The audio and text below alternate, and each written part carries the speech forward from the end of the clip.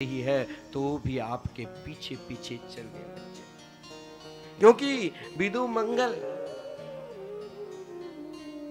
भक्त जो थे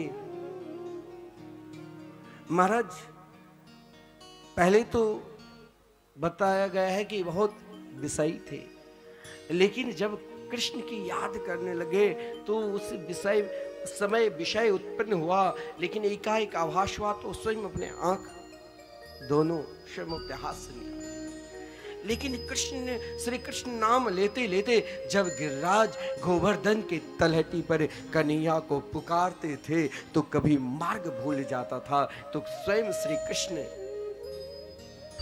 बिलु मंगल के हाथ पकड़कर उंगली पकड़कर कहते थे, बाबा ये मार्ग से चलो, इस मार्ग से परिक्रमा लगाओ। लेकिन मार्ग बताकर जब चले जाते थे तो बिलु मंगल यही कहते थे, वाह कन्हैया तुम ठीक है, मेरे हाथ पकड़कर छोड़कर चले गए हो, लेकिन मुझे विश्वास है मैं तेरे नाम ले रहा हूं, तुम मेरे हृदय से कभी नहीं जा सकते हो। यदि आपके पास ये श्रेष्ठ धर्म, जिस धर्म को आप सदा जाप करते हैं झोली माला लेकर, भगवान चाहे भी किसे छोड़ दूं तो भी नहीं छोड़ सकता है। ये ताकत है, ये माला जो, ये नाम में वो ताकत है, वो शक्ति है। भगवान ने उंगली हाथ पकड़कर छोड़कर चले गए, लेकिन कहा वो ताकत नहीं है कि आप मेरे हृदय से छोड़कर चले जाओ, क्योंकि नाम का बहुत बड़ा महत्वपूर्ण है।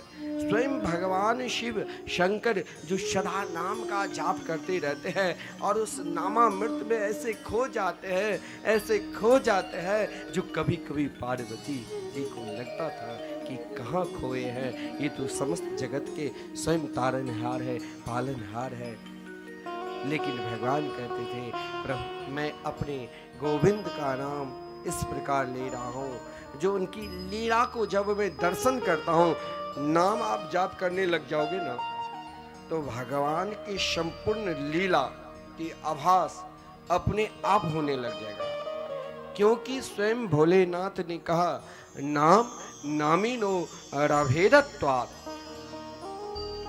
नाम और नामी में किसी प्रकार की भेद नहीं है। यदि भगवान के नाम का हमने सहारा ले लिया तो नामी को स्वयं एक दिन न एक दिन आना ही पड़ेगा, फिर आपको खोजने की जरूरत नहीं। तो व्यास जी समस्त ये 28वां द्वापर के अंतिम समय की बात है। व्यास जी चाहते थे कि सब के सब प्राणी भगवान से जुड़े, बहुत प्रयास भी किया, लेकिन जो एक प्रयास था वो अभी तक नहीं कर पाए, क्योंकि वो प्रयास कोई संत ही बता सकता था।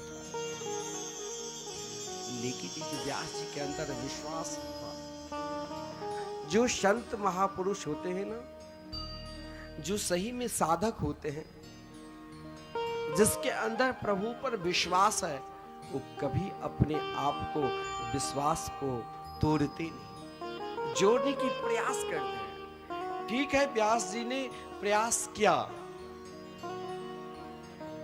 अभी तक सफलता नहीं मिल रही है, उदास हो गए। लेकिन उस अवस्था में व्यास जी ने सोचा, भगवान के नाम नहीं छोड़ना चाहिए। हम लोग शरीर काम नहीं कर रहा है तो हम सर्वप्रथम कहते हैं कि चलो अभी झोली माला रख दूं, बाद में जब ठीक हो जाएंगे, अभी समय नहीं, बाद में जाप करूंगा। ऐसा नहीं करना चाहिए। हर पल हर क्षण उनकी उपासना करना चाहिए। हो सकता है किस कारण हम उनके नाम जाप नहीं कर रहे हैं, हो सकता है कारण क्या है कि अभी तक मेरे ऊपर उनकी कृपा नहीं हुई है। किस लिए नहीं हुई है? ये दोष हमारे अंदर, हमारा स्वभाव है कि हम दूसरे के ऊपर स्वयं दोषारोपण करने लग जाते हैं। हर बात पर हर क्षण हम दूसरे के अवगुण देखते हैं। उसकी गलती की बार बार रिसर्च करते हैं, जिस कारण आज घर और परिवार से हम सब दूर होते जा रहे हैं। घर में हम 4 सदस्य हैं, सबके विचार अलग हो रहा है, स्वभाव भिन्न हो रहे हैं। कभी हम सब एकत्रित रहा करते थे, आज आपस में एक दूसरे में महाराज ऐसे विषमता हो गई है समाज में, किसी एक पर विश्वास ही नहीं होता है। पति अपनी पत्नी पर शक, पत्नी अपने पति पर शक, पुत्र माता पर शक, माता पुत्र पर शक, बहू सास पर शंका, सास बहू पर शंका। हर हमेशा महाराज घर में, परिवार में, समाज में एक दूसरे को महाराज एक विश्वास नहीं होता है, जिस कारण आज समाज अलग हो रहे हैं। घर परिवार से अलग हो रहे हैं। जो कभी एकत्रित होकर समाज एकत्रित रहा करते थे कि हम सब के सब मानव है, आज महाराज यही समाज में दानववत बन गया है। जाति की जहर, संप्रदाय की जहर, अनेक प्रकार के महाराज समाज के बांटने के लिए लोग लगे हुए हैं। लेकिन संत सदा समाज को जोड़ने में लगे रहते हैं। लेकिन समाज को आप तब ही जोड़ सकते हैं जब आप किसी संत के अनुयायी हो जाएंगे। उनके द्वारा जो प्रदत्त मंत्र होगा उस मंत्र के सहारे हो जाएंगे। हम दूसरे के ऊपर अवगुण नहीं देकर स्वयं अपने अवगुण अपने अंदर देखें, कारण कहाँ छुपा है। जो हम अभी तक भगवान के नाम जाप कर रहे हैं, अभी तक हम उपासना कर रहे हैं, लेकिन हमारे स्वभाव जैसे में पहले था ऐसे ही बना है। स्वभाव अभी तक पूर्ववत है, कारण कहाँ छुपा है। और ये कारण तब ही दिखाई देगा जब कृपा भई तब जानिए, जब देखे आपन दोष। जब परमात्मा की पूर्ण कृपा हो जाएगी, परमात्मा की कृपा से ही अपना दोष दिखाई देता है। बिना परमात्मा की कृपा से अपना दोष नहीं दिखाई देता। व्यास जी को लगा मैंने सब कुछ किया, वेद को 4 भाग में, ऋग्वेद, सामवेद, यजुर्वेद, अथर्ववेद, महाभारत जैसे विशाल ग्रंथ की रचना जिसमें मैंने सब कुछ दिया, 17 पुराणों की रचना, तब भी जो सुख मिलना चाहिए वो मुझे जब शांति नहीं मिल रही है। कोई कवि है, बहुत सुंदर कविता लिख दिया, और स्वयं जब कविता पढ़ते हैं और उन्हें सुख नहीं मिल रहा है तो दूसरे को क्या वो कविता सुनाए। कोई लेखक है, वो कुछ सुंदर श्लोक लिखते हैं, किसी के जीवन चरित्र के ऊपर लिखते हैं, और जब तक उन्हें स्वयं सुख नहीं मिलेगा तो उस ग्रंथ को दूसरे को पढ़कर क्या सुख मिलेगा। व्यास जी ने सोचा कहीं ना कहीं लगता है हमसे ही गलती हुई है, जिस कारण व्यास जी घबराए नहीं। कभी भी किसी भी अवस्था में घबराना नहीं चाहिए। उस अवस्था में अपने आप को समर्पित हो जाना चाहिए। कहां, किसके पास? बोले परमात्मा के पास। उनके नाम का आश्रित हो जाना चाहिए। और जब नाम लेने लग जाओगे तो नाम में वो ताकत है, वो शक्ति है। परमात्मा कोई नामी को भेज ही देंगे। स्वयं भगवान तो नहीं आते हैं, लेकिन उनके परम नाम की जो अनुरागी है उसे भेज देते। व्यास जी ने सोचा कहीं ना कहीं गलती हमसे हुई है, हम दूसरों को क्यों बतावे, दूसरे के कारण मैंने अपराध क्या, गलती क्या, इस गलती को मैं स्वयं अपने अंदर क्यों ना ढूंढूं। जो ही अपने गलती को, अपने दोष को अपने अंदर ढूंढने लग गया, उसी समय देवर्षि नारद जी बीना को बजाते हुए, हरि को गुनगाते हुए व्यास जी के पास। व्यास जी ने देखा देवर्षि नारद जी कृष्ण नाम में ऐसे मस्त थे। महाराज उनके नाम को देखकर, क्योंकि उनका जीवन ही ऐसे जुड़े हुए थे परमात्मा से महाराज।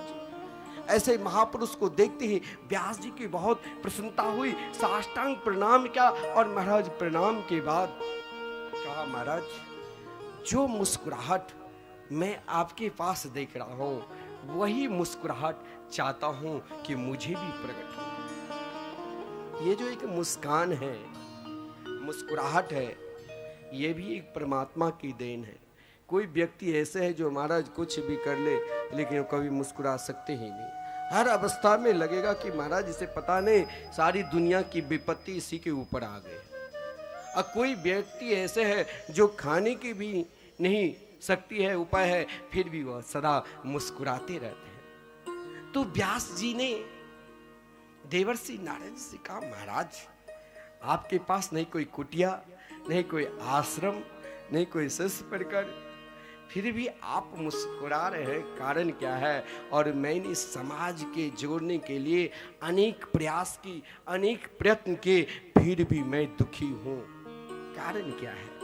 जरा जो मुस्कुराहट, जो प्रसन्नता आपके अंदर है, वही प्रसन्नता मेरे अंदर भी हो जाए और वही प्रसन्नता सारे समाज को, सारे श्रोता समाज को भी हो। कारण क्या है? यहाँ बहुत सुंदर बात कही व्यास जी से देवर्षि नारद जी ने कहा, नो यद बचश्चे पदम हरेर्यसो जगत पवित्रम प्रगृणीत करिहि तद्वायशं तीर्थमुशन्ति मानसा न यत्र हंसा निर्मन्तु शिक्षया। बोले मेरी मुस्कुराहट और आपकी मुस्कुराहट में अंतर है। मेरे विचार से आप अभी तक जो काम किए वो काक तीर्थ की तरह।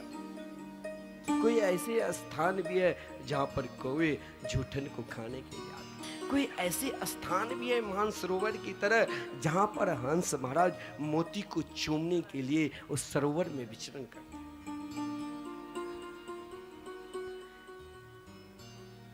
कोई ऐसी नदी है जहां पर महाराज बगुला घूमते हैं, कोई ऐसी नदी है जहां पर महाराज हंस घूमते। व्यास जी मुझे लगता है कि अभी तक आपने जो भी कुछ किया है उसमें कहीं ना कहीं अहमता है। परमात्मा की कृपा मेरे ऊपर क्यों नहीं हो रही है? किस लिए नहीं हो रही है? हम तो हर पल हर क्षण उनके पुकारते हैं, उनके ही लीला की चिंतन करते हैं, उनके ही रूप माधुरी की गान करते हैं, उनके ही धाम की चिंतन करते हैं, फिर भी हम उदास क्यों? तो वहां पर कारण यही है कि मेरे अंदर किसी न किसी कारण, किसी के अंदर विद्या का अभिमान, किसी के अंदर रूप का अभिमान, किसी के अंदर बड़े कुल का अभिमान, किसी के अंदर धन का अभिमान, विद्या रूप महत्व कुल धन यौवन अभिमान सदकंटक देखे जहां रहत न भक्ति निदान। हमारे अंदर किसी न किसी प्रकार के